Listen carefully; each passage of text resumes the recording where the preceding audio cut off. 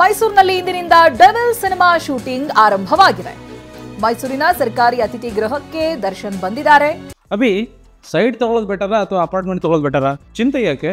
ಒಬ್ಬ real estate expert ಜೊತೆ ಮಾತಾಡು. ಹೌದಾ? ಹೇಗೆ? ಬಾಸ್ ವಾಲಾ ಬಿ ದ ಬಾಸ್. ಸರ್ಕಾರಿ ಅತಿಥಿ ಗೃಹದ ಬಳಿ ಬೌನ್ಸರ್ಗಳ ನಿಯೋಜನೆ ಮಾಡಲಾಗಿದೆ. ಸಾರ್ವಜನಿಕರು ಸೇರಿ ಯಾರೂ ಒಳಗೆ ಹೋಗಬಾರದು ಅನ್ನುವಂತ ನಿಟ್ಟಿನಲ್ಲಿ ಭದ್ರತೆಯನ್ನು ಒದಗಿಸಲಾಗಿದೆ. ಶೂಟಿಂಗ್ನವರಿಗೆ ಮಾತ್ರ ಸರ್ಕಾರಿ ಅತಿಥಿ ಗೃಹಕ್ಕೆ ಎಂಟ್ರಿ ಇರುತ್ತೆ. ಅತಿಥಿ ಗೃಹದ 3 ದ್ವಾರದಲ್ಲೂ ಬೌನ್ಸರ್ಗಳ ನಿಯೋಜನೆಯಾಗಿದೆ. ಬಿಗಿ ಭದ್ರತೆಯಲ್ಲಿ ದರ್ಶನ್ ಡೆವಿಲ್ ಚಿತ್ರದ ಶೂಟಿಂಗ್ನಲ್ಲಿ ಭಾಗಿಯಾಗ್ತಾ ಇದ್ದಾರೆ. ಇದೇ ಸ್ಥಳದಲ್ಲಿ, ಇದೇ ಊರಿನಲ್ಲಿ ಡೆವಿಲ್ ಚಿತ್ರದ ಮೊದಲ ಹಂತದ ಶೂಟಿಂಗ್ ಆಗಬೇಕಿದ್ರೆ ದರ್ಶನ್ನನ್ನ ಪೊಲೀಸರು ವಶಕ್ಕೆ ಪಡೆದುಕೊಳ್ತಾರೆ. ಆ ನಂತರದಲ್ಲಿ ಆಗಿರುವಂತಹ ಬೆಳವಣಿಗೆಗಳು ನಿಮಗೆ ಗೊತ್ತೇ ಇದೆ. ಇದೀಗ ಒಂದು ಲಾಂಗ್ ಬ್ರೇಕ್ ಆದ್ಮೇಲೆ ಮತ್ತೆ ಡೆವಿಲ್ ಸಿನಿಮಾ ಶೂಟಿಂಗ್ಗೆ ದರ್ಶನ್ ಬರ್ತಾ ಇದ್ದಾರೆ. 2ನೇ ಹಂತದ ಶೂಟಿಂಗ್ ನಡೀತಾ ಇದೆ. ಮೈಸೂರಿನ ಸರ್ಕಾರಿ ಅತಿಥಿ ಗೃಹಕ್ಕೆ ದರ್ಶನ್ ಇದಾಗಲೇ ಬಂದಿದ್ದಾರೆ. ದೃಶ್ಯಗಳಲ್ಲಿ ಗಮನಿಸ್ತಾ ಇದ್ದೀರಾ. ಸರ್ಕಾರಿ ಅತಿಥಿ ಗೃಹದ ಬಳಿ ಬೌನ್ಸರ್ಗಳ ನಿಯೋಜನೆಯಾಗಿದೆ. ಸಾರ್ವಜನಿಕರು ಸೇರಿ ಯಾರೂ ಕೂಡ ದರ್ಶನ್ರನ್ನ ಭೇಟಿ ಮಾಡೋ ಹಾಗೆ ಇಲ್ಲ.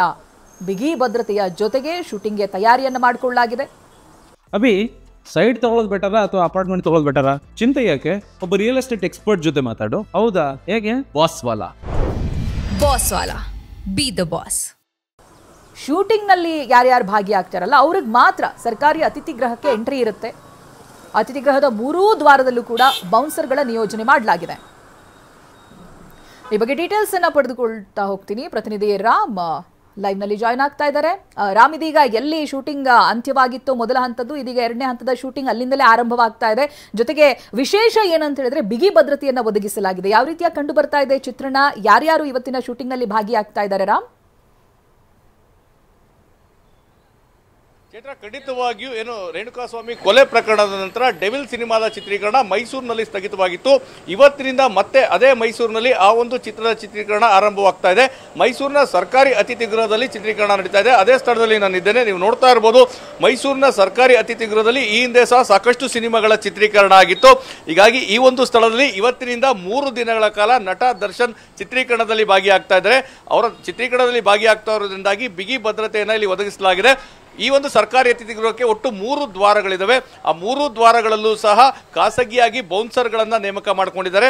ಮತ್ತೆ ಆ ಒಂದು ಇದೊಂದು ಏನು ನಾವಿದ್ದೇವೆ ನಜರ್ಬಾದ್ ಭಾಗದ ಈ ಜಾಗದಿಂದ ಮಾತ್ರ ಚಿತ್ರೀಕರಣಕ್ಕೆ ಯಾರು ಬರ್ತಾರೆ ಅವರಿಗೆ ಎಂಟ್ರಿ ಕೊಡುವಂಥದ್ದು. ಇದರ ಜೊತೆಗೆ ಮೈಸೂರು ಪೊಲೀಸರಿಗೂ ಸಹ ಅಧಿಕೃತವಾಗಿ ಹಣವನ್ನ ಪಾವತಿ ಮಾಡಿ 32 ಜನ ಪೊಲೀಸರನ್ನ ಭದ್ರತೆಗೆ ನಿಯೋಜನೆ ಮಾಡಿಕೊಂಡಿದ್ದಾರೆ. 1,62,000 ರೂಪಾಯಿನ ಸಿನಿಮಾ ತಂಡ ಪಾವತಿ ಮಾಡಿದೆ. ಇವತ್ತು ಬೆಳಗ್ಗೆಯಿಂದ ಸಂಜೆವರೆಗೂ ನಟ ದರ್ಶನ್ ಈ ಒಂದು ಸರ್ಕಾರಿ ಅತಿಥಿ ಗೃಹದಲ್ಲಿ ಸಿನಿಮಾ ಶೂಟಿಂಗ್ ನಲ್ಲಿ ಭಾಗಿಯಾಗ್ತಾರೆ. ಈಗಾಗಲೇ ಚಾಮುಂಡಿ ಬೆಟ್ಟಕ್ಕೆ ತೆರಳಿ ಅಲ್ಲಿ ವಿಶೇಷವಾದಂತಹ ಪೂಜೆಯನ್ನು ಸಲ್ಲಿಸಿ ಚಿತ್ರೀಕರಣದಲ್ಲಿ ಭಾಗಿಯಾಗಿದ್ದಾರೆ.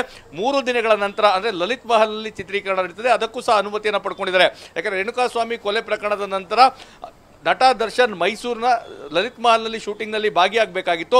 ರಾಡಿಸನ್ ಬ್ಲೋನಲ್ಲಿ ಏನು ಉಳ್ಕೊಂಡಿದ್ರು, ಆಗ ಬೆಂಗಳೂರು ಪೊಲೀಸರು ಅವರನ್ನ ಬಂಧಿಸಿದ್ರು. ಅದಾದ ನಂತರ ಜೈಲುವಾಸ, ಜಾಮೀನು ಪಡೆದುಕೊಂಡಿದ್ರು.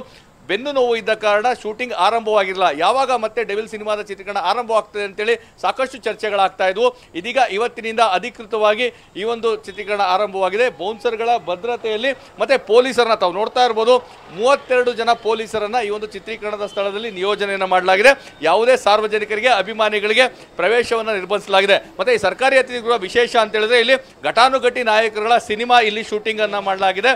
ವರ್ನಟ ಡಾಕ್ಟರ್ ರಾಜ್ಕುಮಾರ್ ಸೇರಿದಂತೆ ಬೇರೆ ಬೇರೆ ಭಾಷೆಯ ಸೂಪರ್ ಸ್ಟಾರ್ ರಜನಿಕಾಂತ್ ಇರ್ಬೋದು, ಅಮಿತಾಬ್ ಬಚ್ಚನ್, ಕಮಲ್ ಹಾಸನ್ ಚಿತ್ರಗಳು ಸಹ ಇದೇ ಒಂದು ಸರ್ಕಾರಿ ಅತಿಥಿಗಳಲ್ಲಿ ಶೂಟಿಂಗ್ ಆಗಿರುವಂಥದ್ದು. ಹೀಗಾಗಿ ನಟ ದರ್ಶನ್ ಮತ್ತೆ ಬಣ್ಣವನ್ನು ಹಚ್ಚಿ ಸಿನಿಮಾದಲ್ಲಿ ಚಿತ್ರೀಕರಣದಲ್ಲಿ ಭಾಗಿಯಾಗಿದ್ದಾರೆ. ಬಿಗಿ ಭದ್ರತೆಯೊಂದಿಗೆ ಇವತ್ತು ಸಿನಿಮಾ ಚಿತ್ರೀಕರಣ ಆರಂಭವಾಗಿದೆ.